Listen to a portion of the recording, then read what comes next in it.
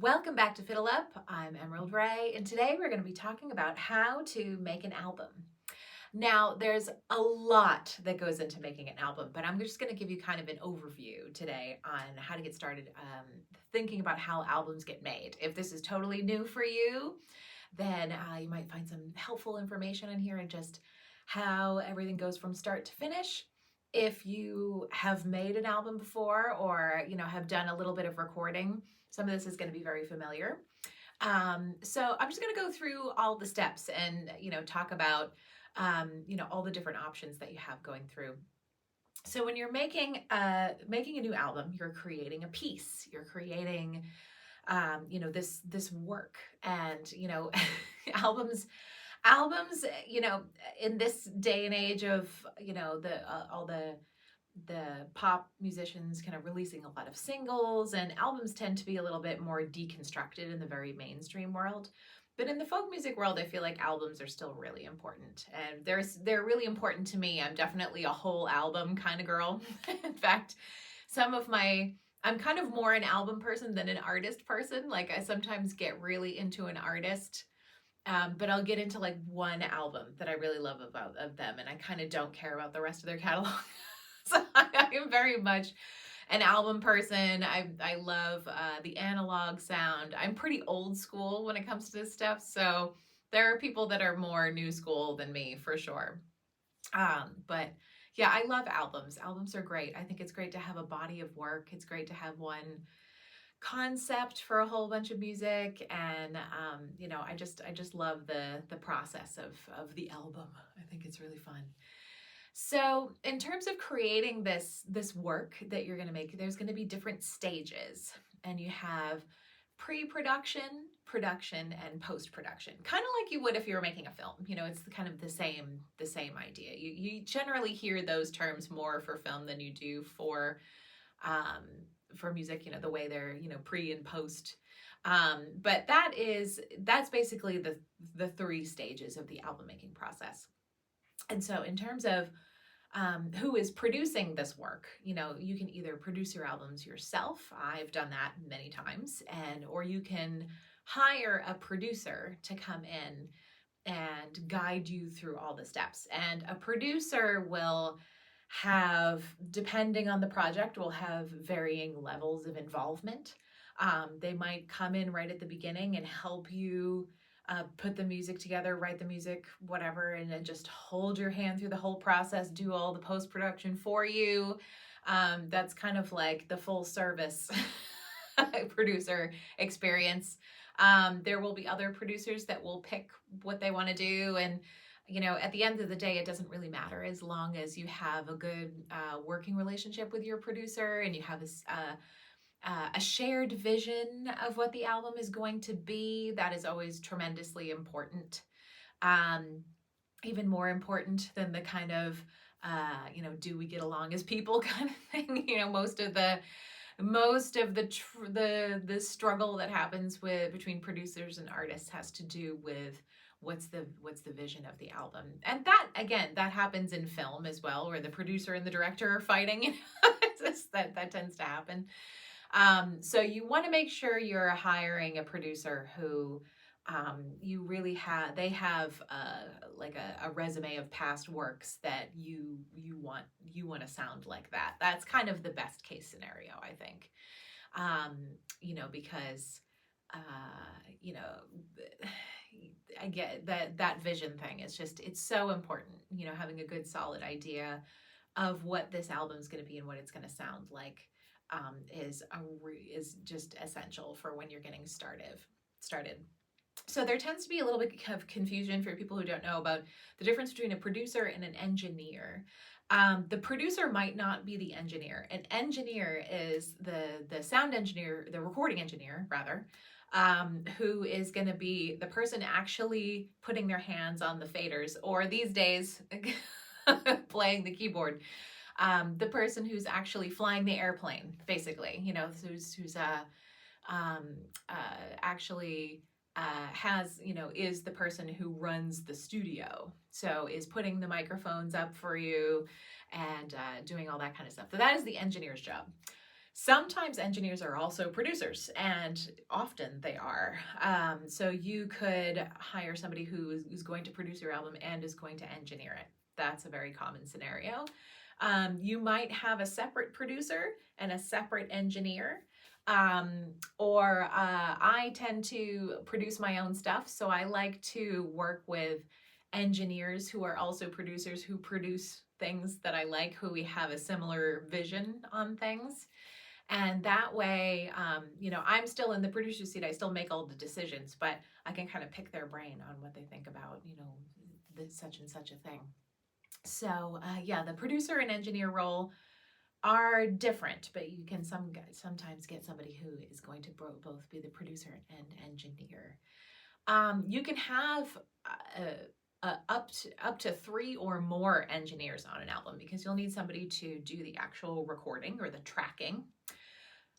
You'll need somebody to mix it, and it could be the tracking engineer who's also going to mix it. That's a common thing to do. But then often the person who's recording and mixing will not want to also do the mastering. It's good to have somebody else. It's just another pair of ears to do the mastering. And mastering is kind of, it's kind of sold as a black art. It isn't really. It's just a bunch of compression. So it's actually not that fancy. It's just kind of a little bit, it's the most Wizard of Oz like part of the process. I think it's the one that it's hardest for everybody to hear. When you're a recording engineer, and especially a mastering engineer, you kind of have to have bat ears to hear all these different frequencies that are interplaying with each other. And so mastering is kind of, the least understood, but often that leads to engineers overcharging by way too much. So don't pay too much for mastering. It's kind of easy to pay a certain price for the recording and the mixing, and then have somebody come out of the woodwork and go, oh, and charge you this ridiculous price for mastering. You really don't need that. It's not magic. It's not a black art. It's just compression. So that is, in terms of who's involved in the recording of the album, those are all the different roles. You have the artist, you have who's ever in the producer's seat, and who's ever in the engineer or multiple engineers roles.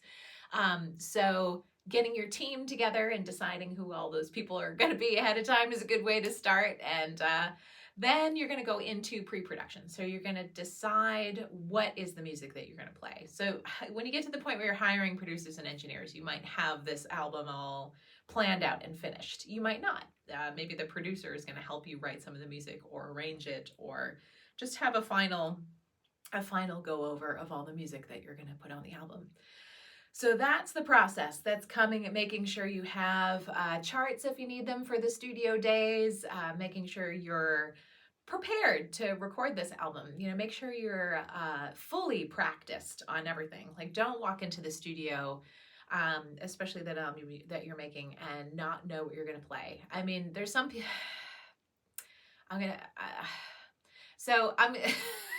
I'm hesitating here because there are many, many great artists who walk into the studio and have very little idea what they're going to do and knock out great things. And those people are very skilled in the art of recording and have a lot of experience with that. And but that's not something, if this is your first record that you're ever making, it's not something you want to do. You do not want to leave this to chance at all. I like to be very prepared when I go into a studio session, because you're paying by the hour. Like, it's not what you don't want is to be paying to practice in the studio. Even if you have zillions of dollars and that's not really a big deal for you, it's actually really stressful to do that in the studio. And it's not just stressful for you, it's stressful for everybody, because it's just not how it's supposed to go. You're supposed to have an idea, and an idea of what's going on. And even if you plan to improvise some things, having an idea of the things that you're going to improvise in the moment is a good idea. And just making lists of ideas that you want to maybe explore when you get in there. And again, you know, lots of great records have been made like that, where people just go in and they just kind of, you know, take a whack at it, and great stuff comes out. But for the most part, you kind of want to have like 98% of it planned. And then in the moment, you can always change your mind. You can always do another thing. And the best way to do it is to have a plan, go in, get your plan recorded, and then do an extra take or two of other stuff that you might want to use instead, and stuff that you're just playing around with. Like, the extra stuff is kind of if you have extra time in the studio, then you can go, oh, you know what, maybe I'll try it this way. You know, that's kind of like, it's a little bit of like the cherry on top of the cake. But you want to make sure you have a cake first. So that's my advice. I feel like recording goes so much better when you're fully prepared, you're fully practiced, and you have a really good idea of what's going to happen when you get there. So in terms of the actual recording, you know, there's going to be all kinds of options of microphones to use, preamps to use, all kinds of, you know, they have all kinds of fancy plugins and stuff now. So there's going to be a zillion and a half options when you get into the recording studio. So having a good idea of all that stuff, doing a good sound test, which usually takes a few hours to a whole day, depending on how big of a band or setup or how much you want to try out. That usually takes a long time. That's good to do before the recording even starts. Like, come into the studio on a separate day and take a half day and try out some microphones and things like that and see what you want to sound like. The engineer might ask you for some sound refs, which are references of other artists that you like, that you want to sound like, so they can listen to what type of microphones that they're using and try to emulate it. So, and you know, in terms of coming in on the recording day, you want to make sure that your music is prepared, but also that you are in good shape to record, because recording is very tiring. It takes up a lot of brain cells. It requires a lot of concentration. And if you're not well rested, well hydrated, full stomach, that kind of thing, it can be hard to get through the day. And recording days can be long. They can be 10-hour days easily. So make sure you bring snacks. Bring a big huge bag of food and snacks, so you can nibble as you get hungry, because you might, you know, it's going to be a waste of time to go out of the studio. So making sure that you have enough tea and coffee, enough all of that stuff going in is definitely a good thing to do. So all of the good health foods that are good for your body are going to help you stay energized. And especially if you're a singer, bring all of your throat coat and lemons and honey and all that all that good stuff, all your throat spray, like just all the stuff. Just bring all of the accoutrement that you could possibly need.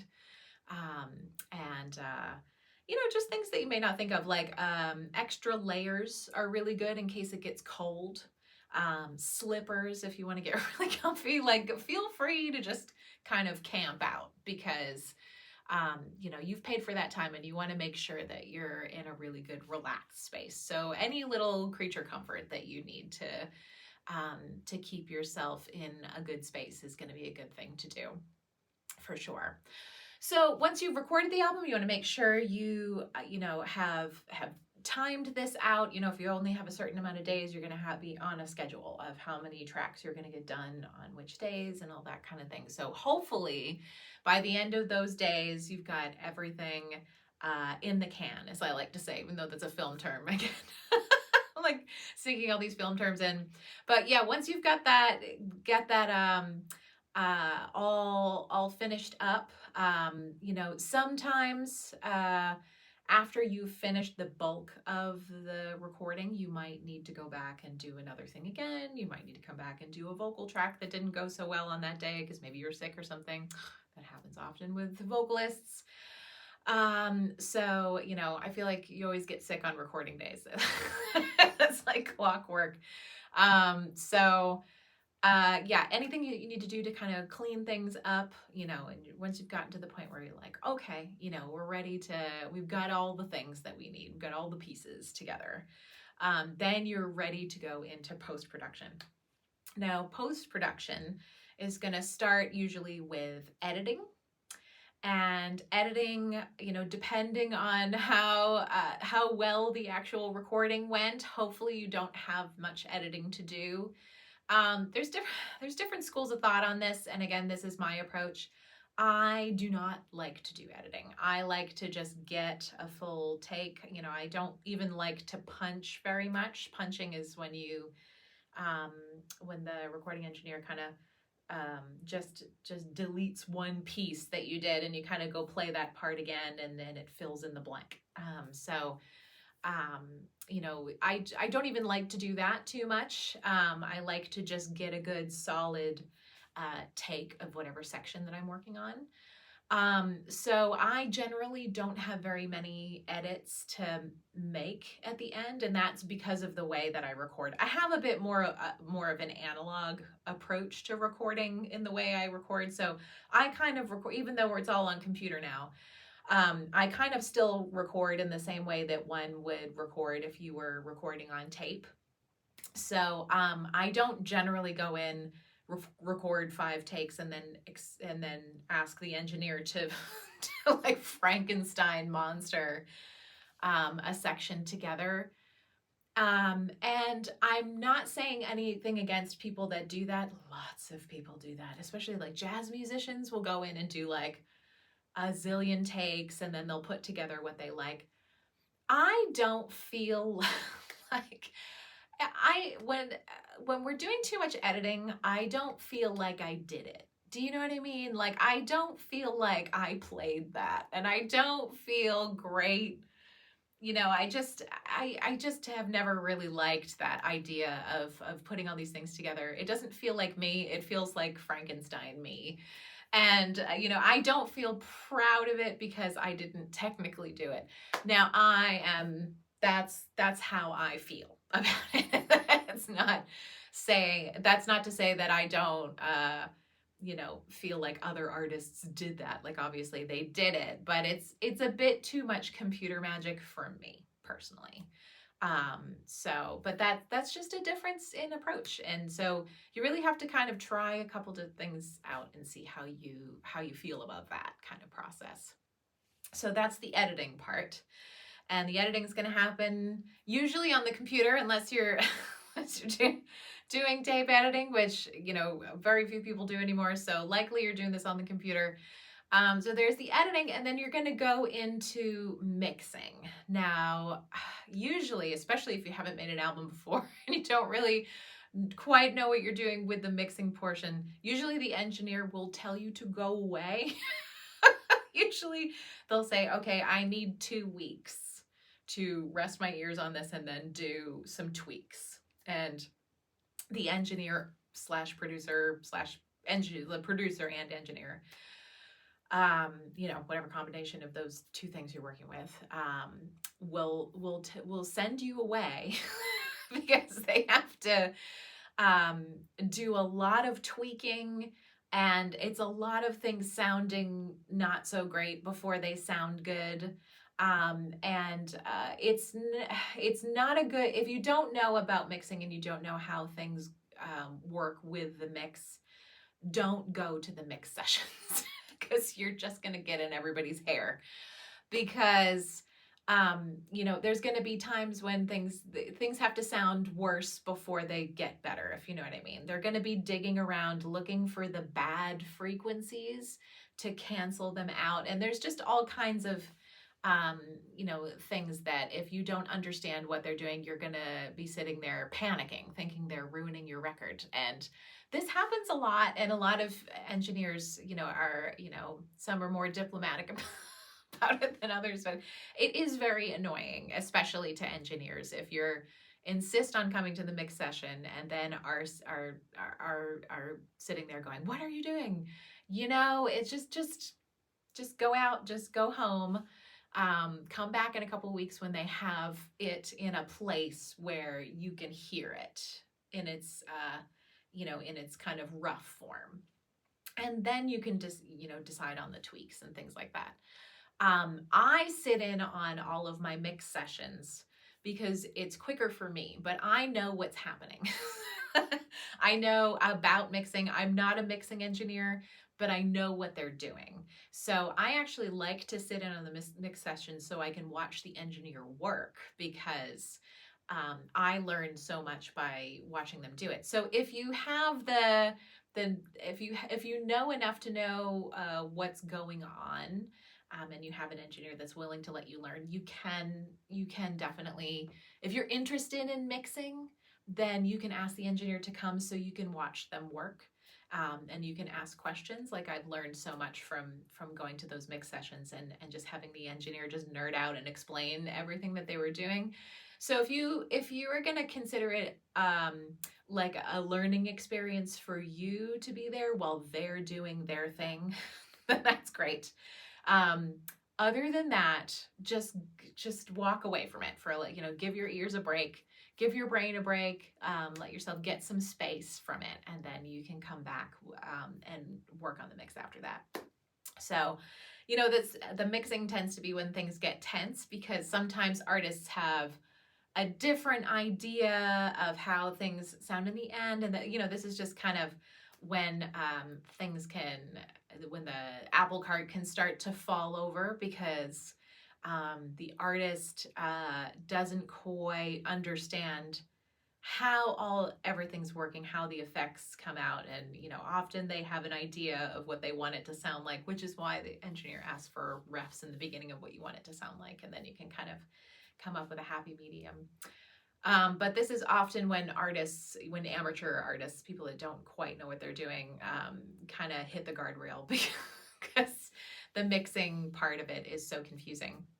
But generally, going into this, you're going to want to know about things like reverb and all the different effects that you can use, just at the very least a little bit of delay, and you want to learn about what EQ is so you can understand what sounds are happening, why.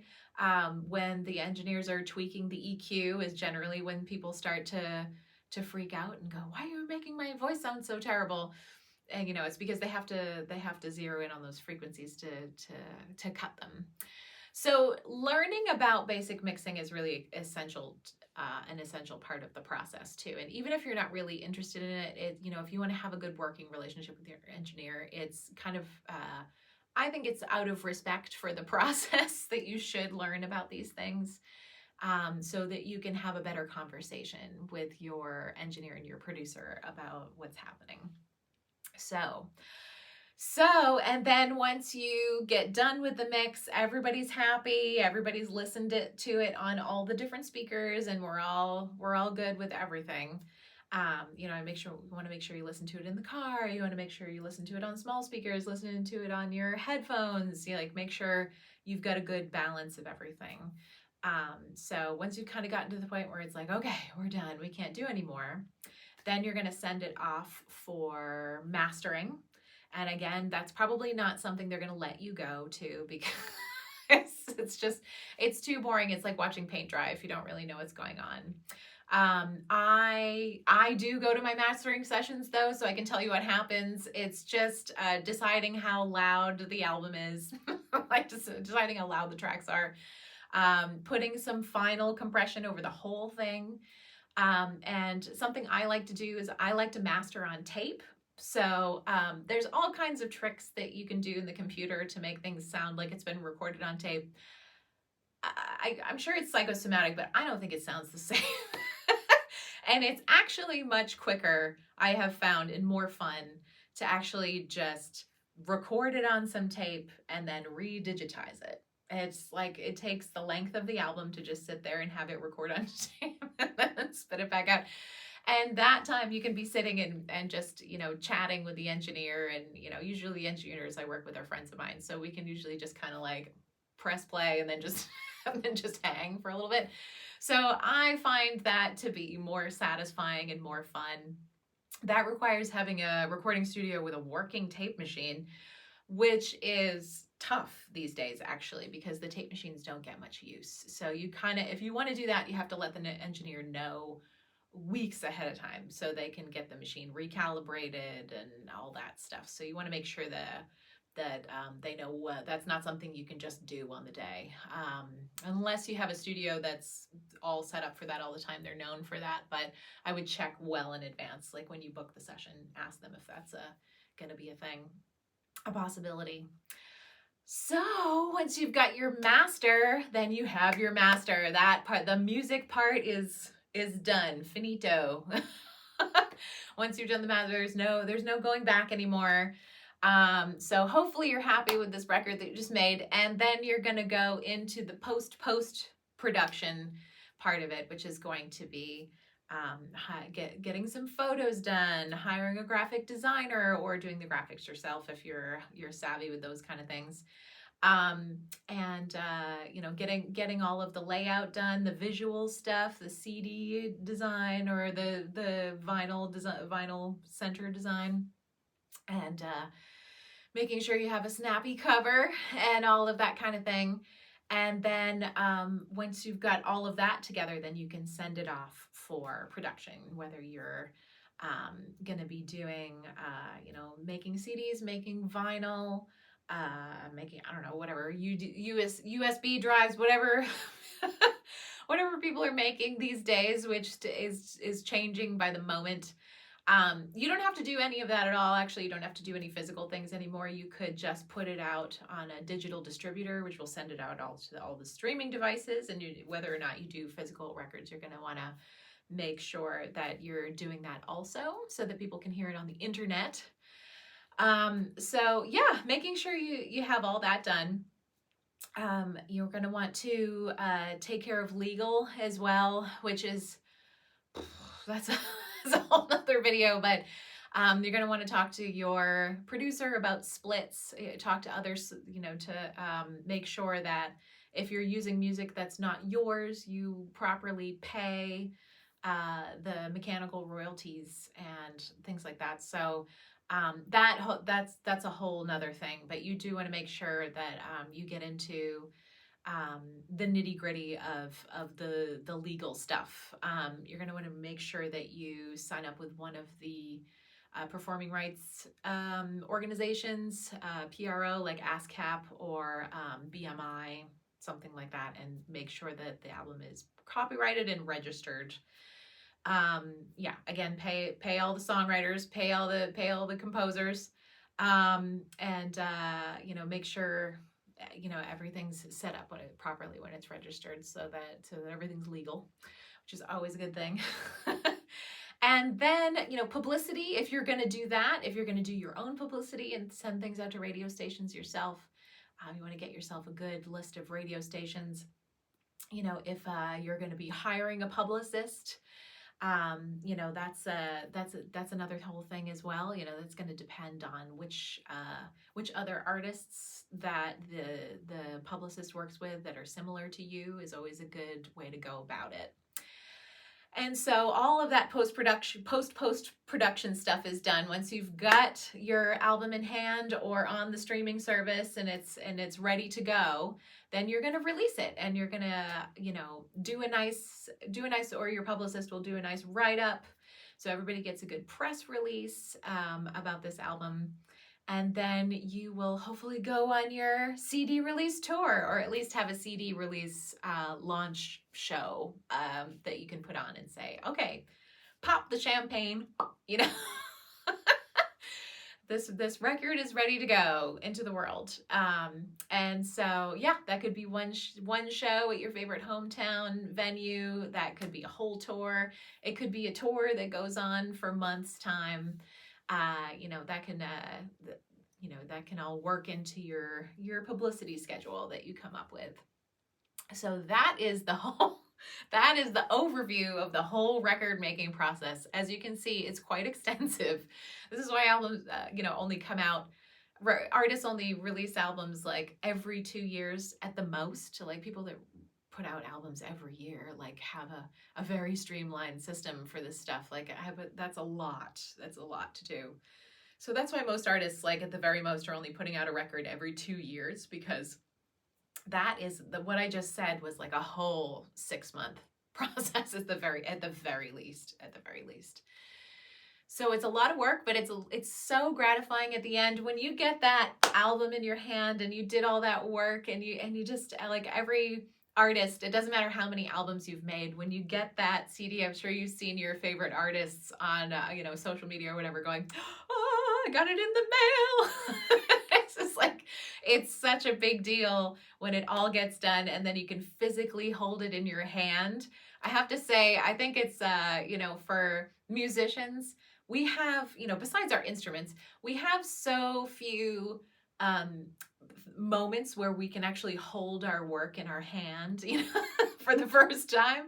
I feel like if you're a painter or some kind of visual artist, you can just kind of go in, or it seems like this is overly simplified, but go in, paint a painting, and then you can be like, here it is. Here's a thing that I made today. But for a musician, it's like 2 years later,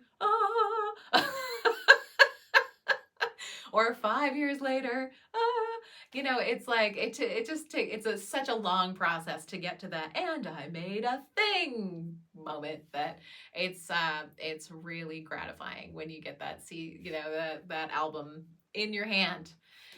So I hope this inspires you to start thinking about record making. I hope you learned a whole bunch of stuff today, and I will see you in the next video.